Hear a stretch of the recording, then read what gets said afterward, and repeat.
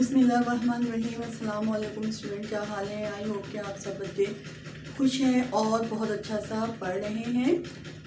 अगर आप बायोलॉजी के प्रैक्टिकल्स की वजह से परेशान हैं और आपको नहीं पता चल रहा, कहीं से आपको सर्चिंग में नहीं मिल रहा कि कैसे बायो के प्रैक्टिकल करने हैं, क्या न्यू सिलेबस बायो के प्रैक्टिकल का क्या है, तो आप बिल्कुल सही जगह पे आए हैं। यहाँ पर आपको सारी डिटेल्स बताई जाएंगी, बायो के प्रैक्टिकल्स को एक्सप्लेन किया जाएगा और जहाँ तक मुमकिन हो उनका प्रोसीजर भी आपको करके दिखाया जाएगा। जहाँ एक्सप्लेनेशन की ज़रूरत होगी वहाँ एक्सप्लेनेशन होगी, जहाँ आपको प्रोसीजर आपको जो है वो परफॉर्मेंस दिखाई जाएगी वहाँ पे आपको परफॉर्मेंस भी दिखाई जाएगी। तो इसके लिए ज़रूरी है कि आप मेरे चैनल को सब्सक्राइब करें, लाइक करें, शेयर करें और बेल आइकन के बटन को भी ज़रूर प्रेस कर दें ताकि मेरे आने वाले अगले प्रैक्टिकल की जो नोटिफिकेशन है वो आपको वक्त पर मिल जाए। तो आज का प्रैक्टिकल स्टार्ट करते हैं। आज का हमारा प्रैक्टिकल है, एक्सपेरिमेंट नंबर है हमारा 4A। ये का आपके सिलेबस का जो एक्सपेरिमेंट नंबर 4 है उसके दो पार्ट हैं, ए और बी पार्ट में करवा चुकी हूँ, उसका लिंक मैं डिस्क्रिप्शन बॉक्स में आपको दे दूंगी। आज हम करेंगे ए पार्ट। ए पार्ट हमारा जो है वो है कि इंसान में पल्स रेट मालूम करना, इंसान की पल्स रेट पर मिनट क्या होती है।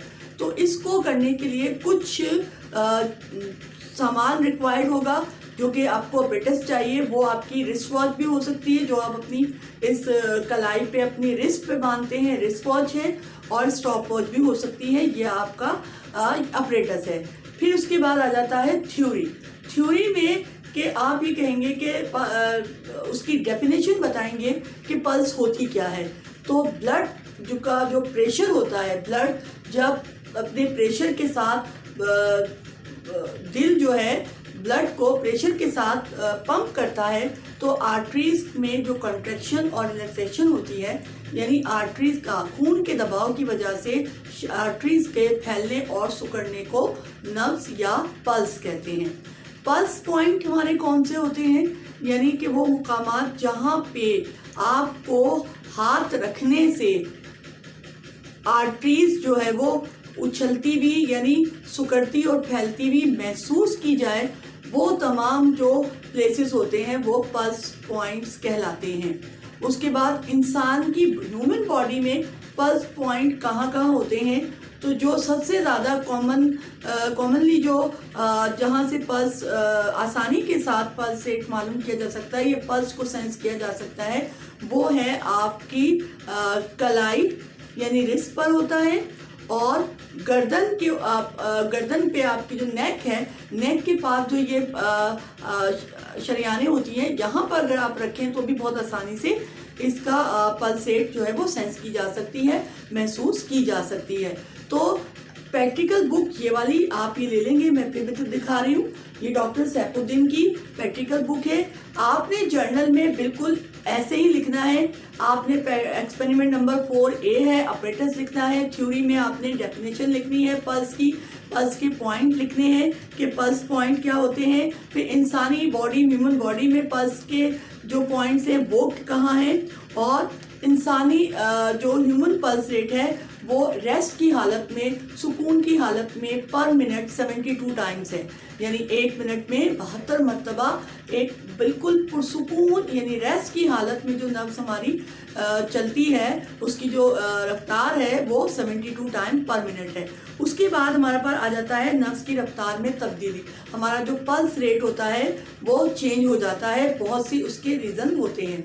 आपने अक्सर नोटिस किया होगा कि जब आप अल्लाह ना करे कभी बीमार होते हैं और डॉक्टर के पास जाते हैं तो बाज़ डॉक्टर टेम्परेचर नब्ज की जो रेट होता है पल्स रेट उससे चेक कर रहे होते हैं, आपकी पल्स को चेक करके भी आपका टेम्परेचर मालूम कर लेते हैं।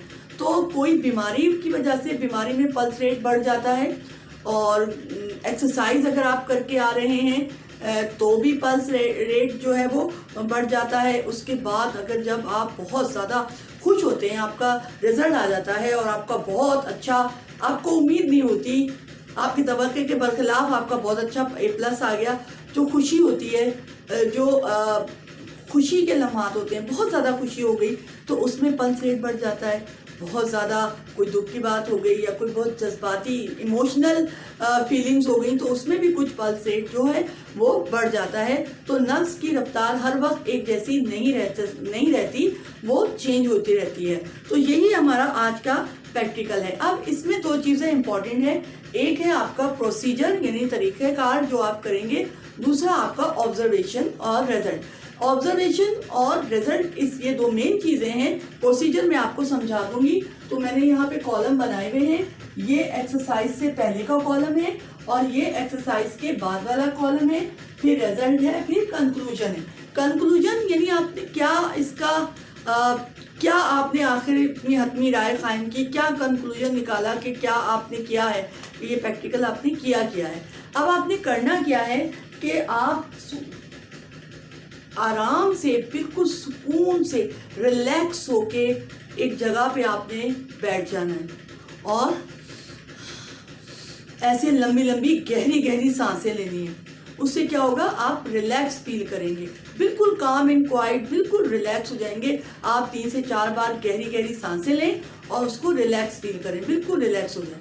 रिलैक्स होने के बाद आप अपनी हाथों को ऐसे रखें, यानी आपकी जो हथेलियाँ यानी आपकी पाम हैं, जो हथेलियाँ हैं वो आसमान की जानिब हो, यानी इसका रुख यूं ना हो, यूं अपने हाथ को रखें, अपने हाथ को रखें। और ये 2 फिंगर जो हैं आपकी, ये 2 फिंगर, इन 2 फिंगर को हाथ पे ऐसे यहाँ रखें। मैं यहाँ के हटा के बताती हूँ, यहाँ पे ये यूं, यहाँ पे ये ऐसे बता रही हूँ, ठीक है। ये ऐसे आपने रखना है और हल्का सा प्रेस करना है। जहाँ आपको आपकी जो पल्स होगी वो कॉन्ट्रैक्ट होना और सुकड़ना यानी उछलती हुई, हरकत करती हुई महसूस हो, वहाँ पे अपने अपना हाथ रख लेना है और स्टॉप वॉच या आपकी जो रिस्ट वॉच है उस पर 60 सेकेंड तक आपने टाइम नोट करना है। उस टाइम पर 60 सेकेंड के अंदर आपने काउंट करना है कि आपकी जो पल्स है वो कितनी मर्तबा जो है वो चल रही है, तो वो आपने काउंट कर लेना है।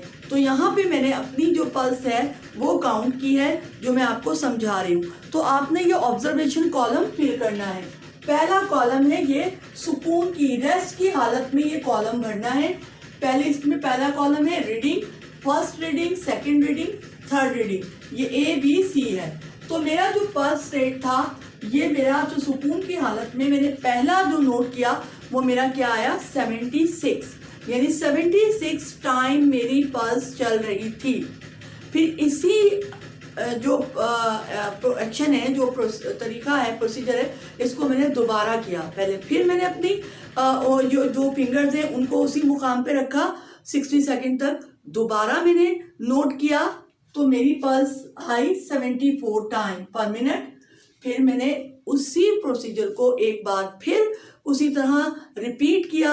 अपनी 2 फिंगर्स को यहाँ पे मैंने अपनी रिस्ट पर, अपनी कलाई पर रखा और फिर मैंने 60 सेकंड तक अपनी पल्स को काउंट किया तो वो आई 72 टाइम। अब यहाँ पे एवरेज पल्स रेट है, यानी पर मिनट आप मीन निकालेंगे। तो इसका ये फॉर्मूला है, average pulse rate is equal to A+B+C divided by 3, ये इसका फार्मूला है। अब यहाँ पे जो आपने ये रीडिंग नोट की थी, इसको इस फार्मूले में पुट कर दें। A जो रीडिंग है हमारी 76 है, प्लस B मेरी 74 है, प्लस और C 72 है। इसको मैंने 3 से डिवाइड कर दिया तो मेरी पास जो इसका एवरेज आया वो 74 पर मिनट हुआ, यानी मेरी जो पल्स है वो 1 मिनट में 74 टाइम्स चल रही।